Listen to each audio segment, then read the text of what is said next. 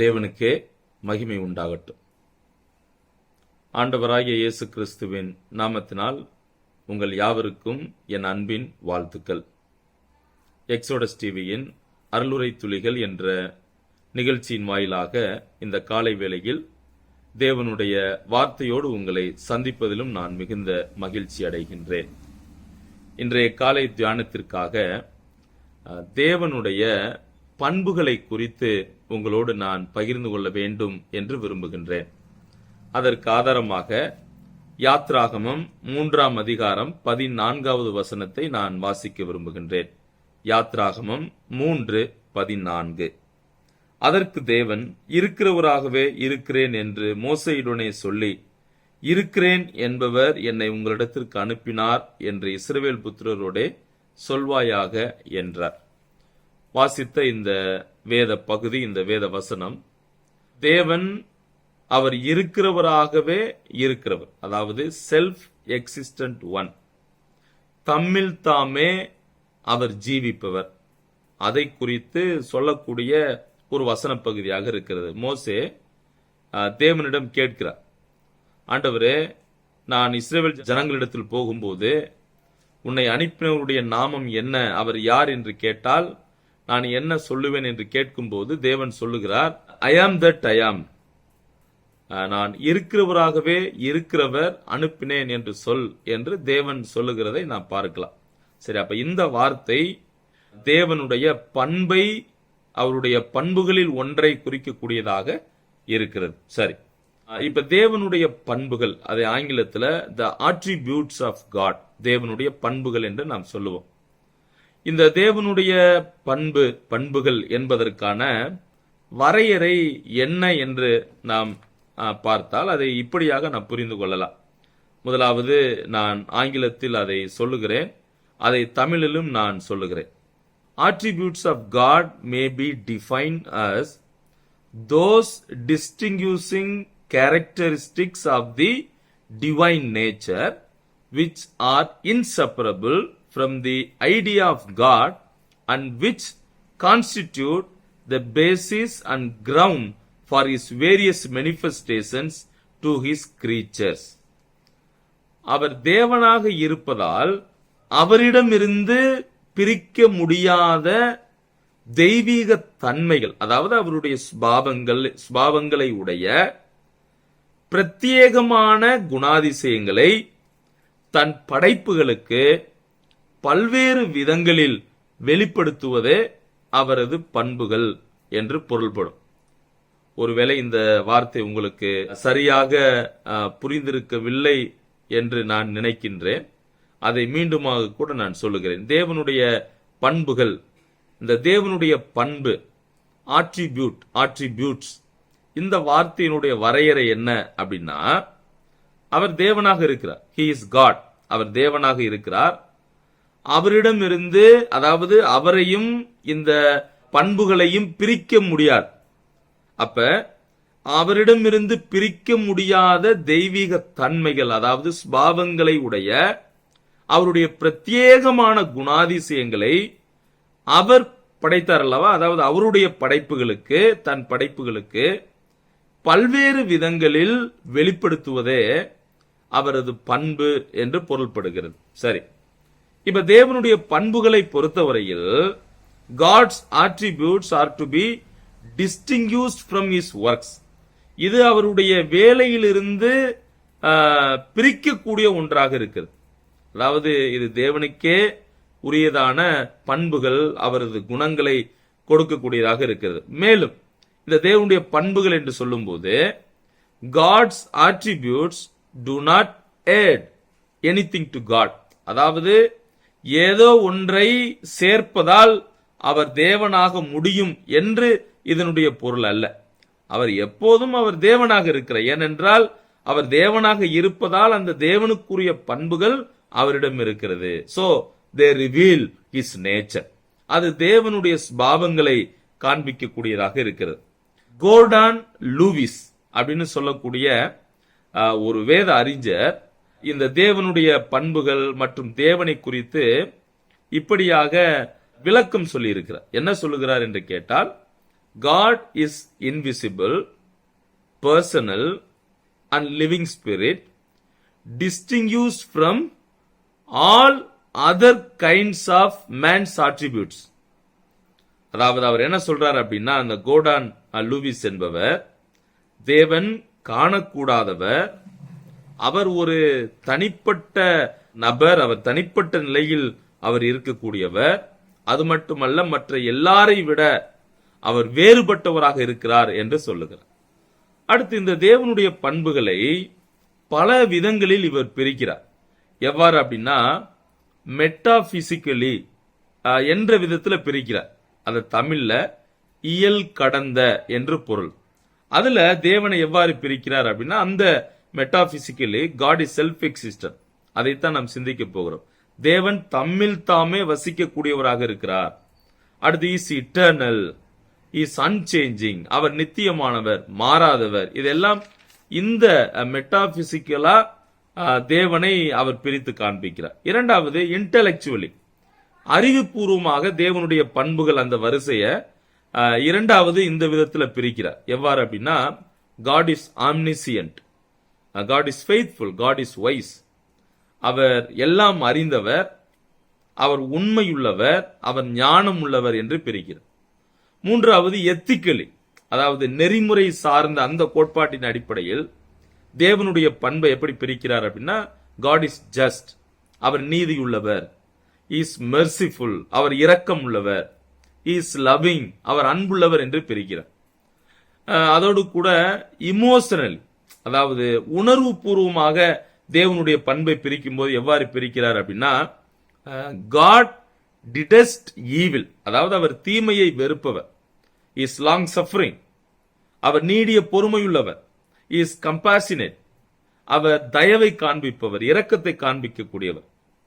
அடுத்ததாக எக்ஸிஸ்டன்சியலி தேவனை எவ்வாறு பிரிக்கிறார் அப்படின்னா, காட் இஸ் ஃப்ரீ, அதாவது அவர் எதற்கும் கட்டுப்பட்டவர் அல்ல, இஸ் அதென்டிகேட், அவர் அதிகாரம் உள்ளவர், இஸ் ஆம்னிபொட்டன்ட், அவர் சர்வ வல்லமையுள்ளவர். அதோடு கூட ரிலேஷனலி, இந்த உறவுமுறை சார்ந்த விதத்தில் தேவனுடைய பண்பை எவ்வாறு பிரிக்கிறார் அப்படின்னா, God is transcendent, God is transcendent அப்படின்னா கடந்து, அதாவது எல்லாரை விட அப்பாற்பட்ட நிலை, அது கடந்து செல்லுகிற அல்லது எல்லாரை விட மேலான அந்த வார்த்தையை குறிக்கிறது. அடுத்ததாக இம்மனன்ட், இம்மனன்ட், IMMANENT, இம்மனன்ட் அப்படின்னா உள்ளார்ந்து அப்படின்னு அர்த்தம். சரியா, உள்ளார்ந்து, அதாவது அவர் தூரத்திலும் வசிப்பவர், அதே வேளையில் அவர் அருகே அவர் இருக்கக்கூடியவர். சோ இந்த விதத்தில் தேவனுடைய பண்புகளை இத்தனை விதங்களாக, அதாவது 6 விதங்களாக பிரிக்கிறார். ஒன்று மெட்டாபிசிக்கல், இயல் கடந்த விதத்தில் அவர் தம்மில் தாமே வசிப்பவர், தேவன் நித்தியமானவர், அவர் மாறாதவர்.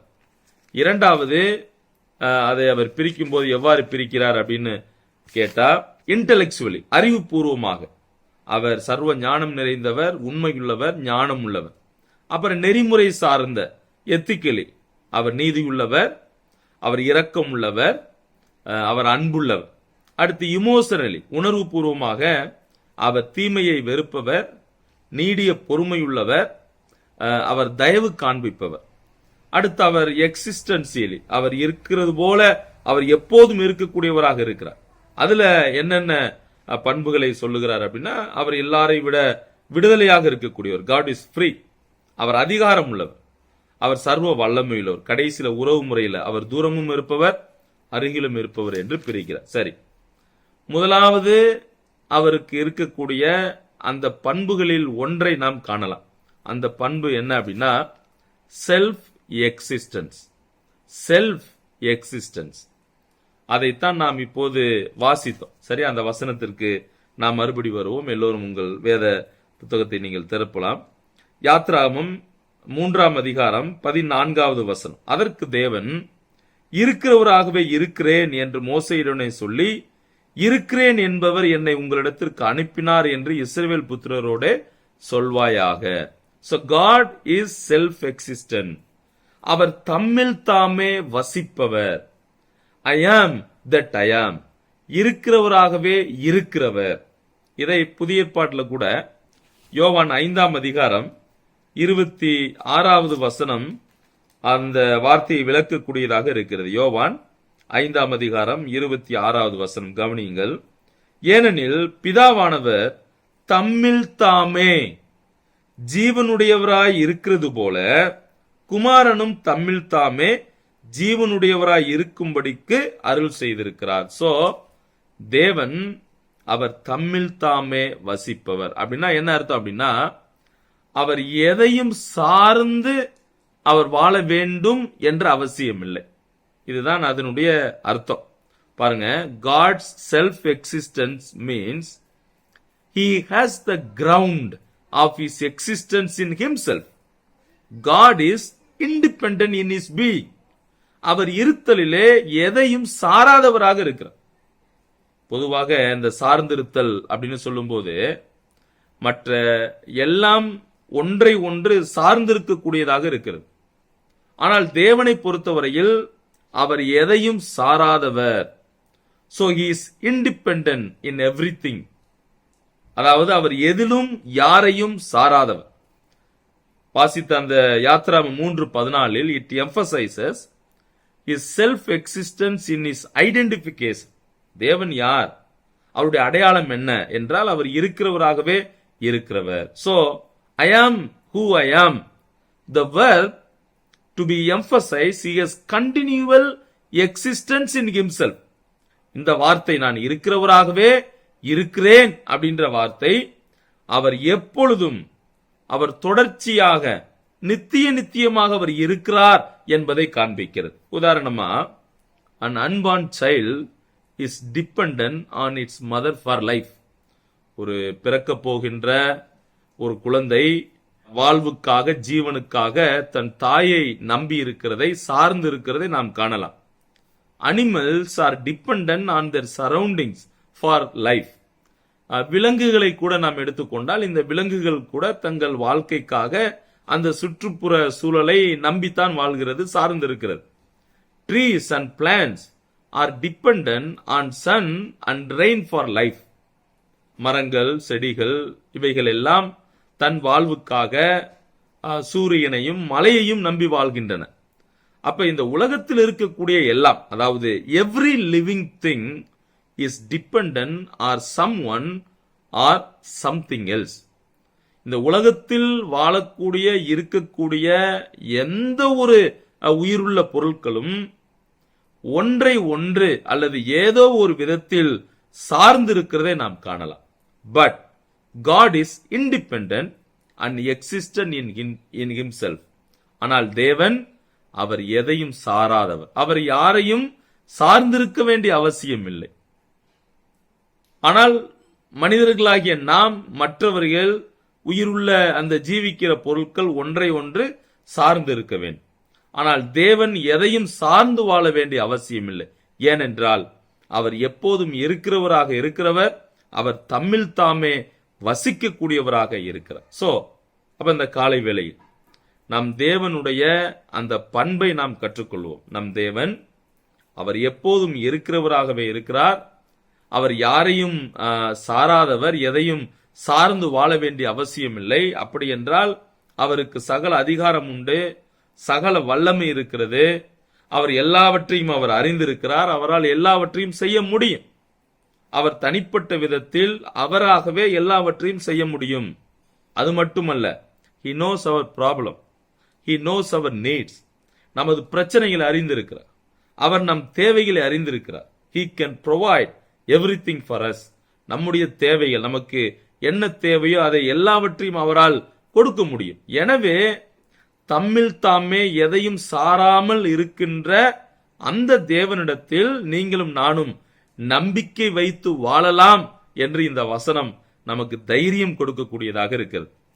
சங்கீதம் 118வது சங்கீதம் 8வது வசனம் என்ன சொல்லுகிறது என்று நாம் கவனிக்கலாம். சங்கீதம் 118ஆம் சங்கீதம் 8வது வசனம், மனுஷனை நம்புவதை பார்க்கிலும் கர்த்தர் பேரில் பற்றுதலாய் இருப்பதே நலம் என்று நாம் பார்க்கிறோம்.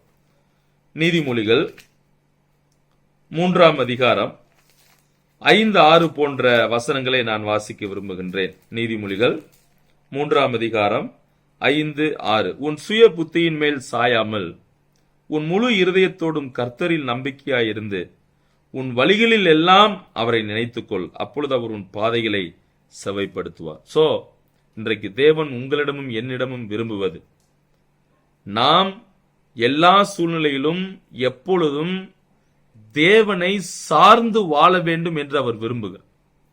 இந்த உலகத்தில் உள்ள பொருட்கள் மீதோ அல்லது மனிதர்கள் மீதோ, நாம் நம்பியிருக்கிற அந்த மனிதர்கள் மீதோ பிரபுக்கள் மீதோ நாம் யார் மீதும் சாயாமல், நம்பிக்கை வையாமல், அவர்களை சார்ந்து வாழாமல் தேவனை நீங்களும் நானும் சார்ந்து வாழ வேண்டும் என்று விரும்புகிறார்.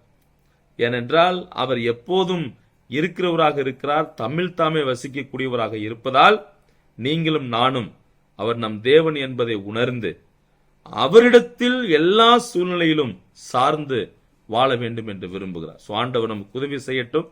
அவரை சார்ந்து வாழ்வோம். தேவனுக்கே மகிமை உண்டாகட்டும். ஆமென்.